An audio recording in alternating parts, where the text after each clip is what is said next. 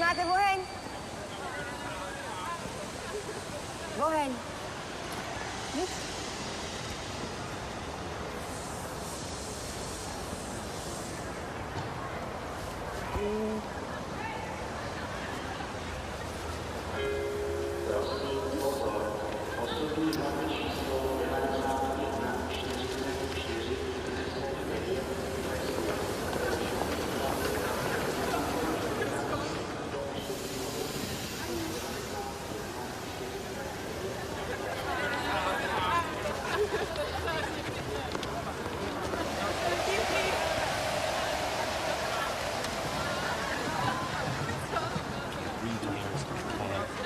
Now I got these college kids like a discotheque. Listen. I'm sorry. You are a nice boy, but I'm too beautiful for you. Goodbye, Brad from America. You want one more kiss before I go? Are you kidding?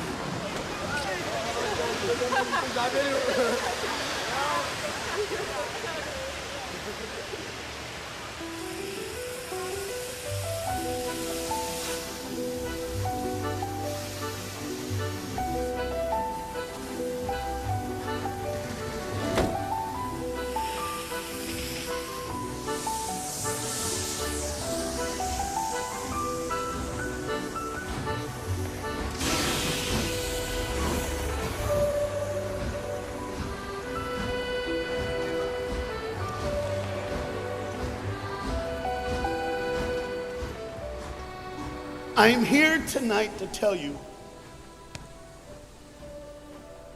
about a father who loved his son and a son who loved his dad. The way this story is going to unfold for you is a little bit different because I want to bring it to now. You see, a dad would go home and he would go by the school, and every now and then he would pick up his son and say, "Son, why don't you go to work with me?" The boy loved that. And when his dad would just come and pick him up, he was the happiest boy ever. He knew that he would get to spend the afternoon with his father at work, and he would get his coat, and they would walk, and he would bring hot chocolate for his son, for it's really cold, and they would go through. But this boy was different. This boy would see things. This boy wasn't normal. And when they were walking one afternoon going to where dad worked, this boy would notice things that other people wouldn't notice. He see things other people wouldn't see. He sees a man in a bathrobe in the middle of the street who's yelling at a second-story window. He sees a woman who's very angry at him and doesn't really want to hear what he says. This boy, as the rest of the world hustles by, he slows down. He sees the hurt and the pain. He sees the anguish and the sorrow. He sees the window close and a desperate man trying to get his what he did doesn't matter. That he hurting is all that matters. And this boy would see these things. His father rushes and gets him by the hand and says, "Let's go. We'll be late." He would stop and look one more time. Can I stop his pain? Can I stop her hurt? But the boy loved his father. They would go and they would catch the trolley. I think that's what you call it here. We call it a tram. Yeah, I don't know the words, but he would get on there with his dad, and the boy would just notice people. He would look, and that day, one particular, he noticed something as he got on the train. To explain something, as you can hear, there's a train coming, and I got to get through this before the train gets here. He saw a man, he saw a woman. He saw that the man seemed very happy, and the woman seemed very sad, and he couldn't understand why they could be together and one be happy and the other be sad. He couldn't understand that, but the little boy knew that there was something wrong. He had this feeling, this instinct that was amazing, how he cared for other people, but he loved none other than his father. He knew his daddy loved him, and as he watched the world and their hurt and their pain, he knew that he would always have a father. But even notice this, I need you to understand as you hear this story and get involved in the life of this man and his son, I need you to notice that there's no mom. As they walked through the woods, the boy would say to his father, Dad, what will I do when I grow up?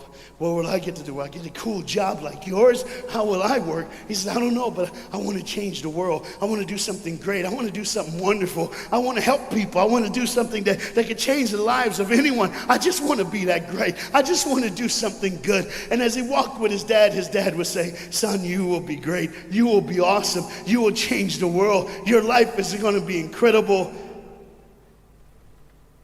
But there was a train coming. There's always a train coming. The train is called life. We're all on the train of life, just riding. Whether we realize the truth or not, whether we realize what's happening or not, we're all on that same train tonight.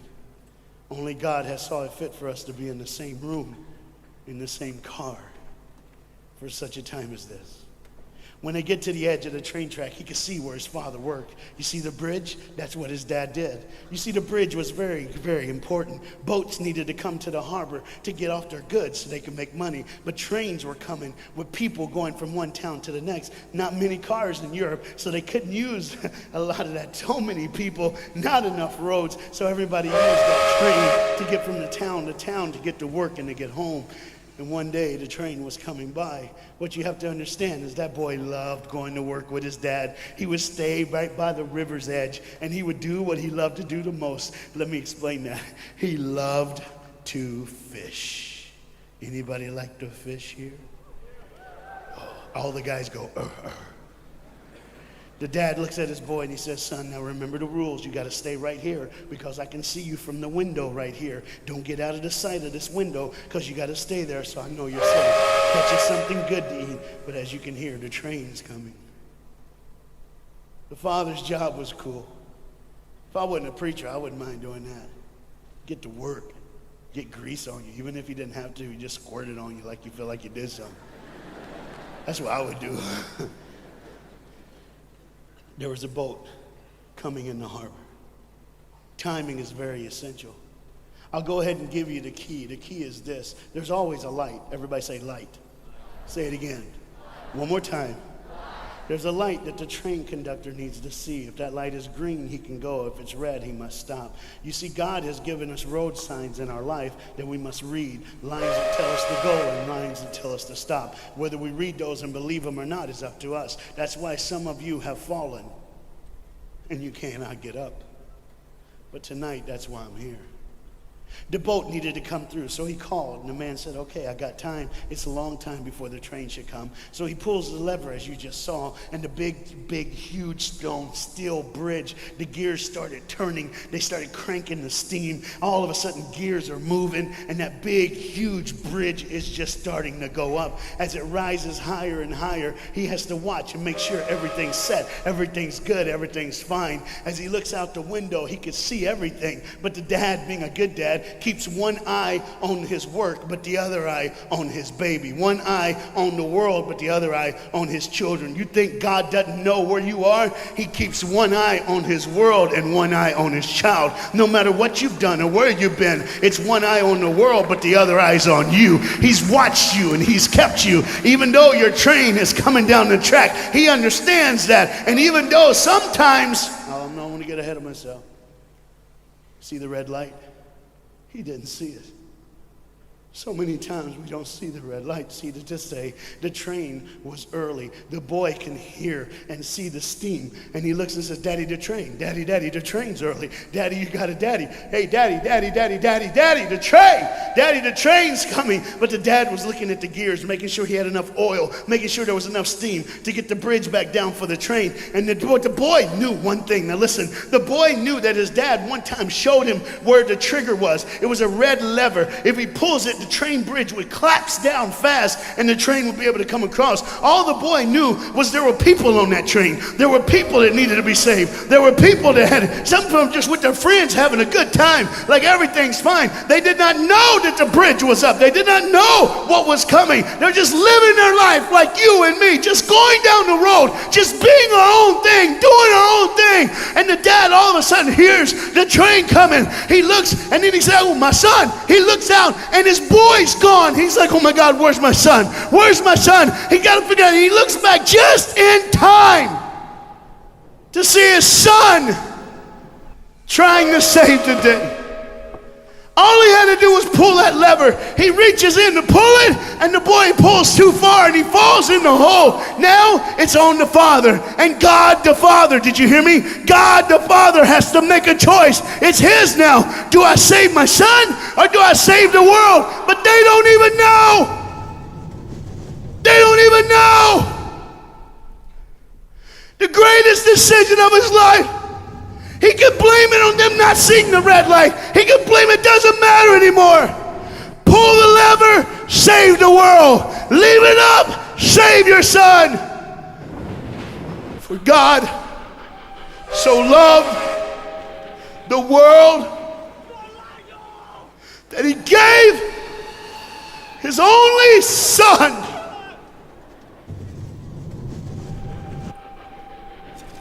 Whosoever believes in him will not perish. 3, 2, 1. That's it. And they didn't even know. They never would know. They didn't even know. The train goes by. It's fine. Everything's cool. The bridge is down. Just like always. It's always going to be down. Are you hearing me tonight? He gave his only son. For God so loved the world that he gave. And you know what's amazing? I wonder what God did right when his son died on that cross. When he breathed his last breath. When he took that breath and he breathed and it was over. Here's what the Father would have looked like. They didn't even know, just trying to think of their life. Just trying to figure out what they're going to do next. Just thinking about the person they're going to see, the people they're going to hang out with. Just trying to be, just loving, caring. Doesn't matter if you're blind. Doesn't matter if you're putting on a little more makeup, trying to look pretty for somebody, or just wearing another mask. It doesn't matter. God gave his son for you. What will I do when I grow up? Where will I go when I grow up? What can I change? And there was a girl in the bathroom on the train, liquefying her heroin to shoot up one more time. He died for her. He died for her. But in one moment, are you listening? In one moment, as the Bible says, everybody gets a chance. In one moment to see the look of the Father when he knows when you realize what he did for you, when you realize the sacrifice, when you realize he let his son die so that you can live, when you realize what he did, no matter what you're doing, no matter where you're at in this life, no matter what you're a part of, you gotta stop. You gotta stop. Even if it's for 1 second and think, my God, he did it for me. He did it for me. And I pray to God you drop what you're doing. Drop what you're doing. With all the pain and the hurt and the sorrow in the world, he did it for you. That's why you're so quiet. You see, the train's coming. The train's coming. Everybody has things. You have ways of I don't want to. I don't want to do that. I don't want to. But why do I keep doing it? Even Paul said, "Why do I do? My flesh tells me, and I do what I know is wrong, and I don't do what I know is right." You got to understand tonight, the fight is on, and we can win. We become more than conquerors through Jesus Christ. And I'm not preaching just for me. I'm preaching on behalf of you. But what you got to understand is, there had to be a moment in those 3 days when Jesus died on a Friday and rose again on a Sunday. There had to be this moment. Go ahead, look at the screen. When it was just God and his baby and his son.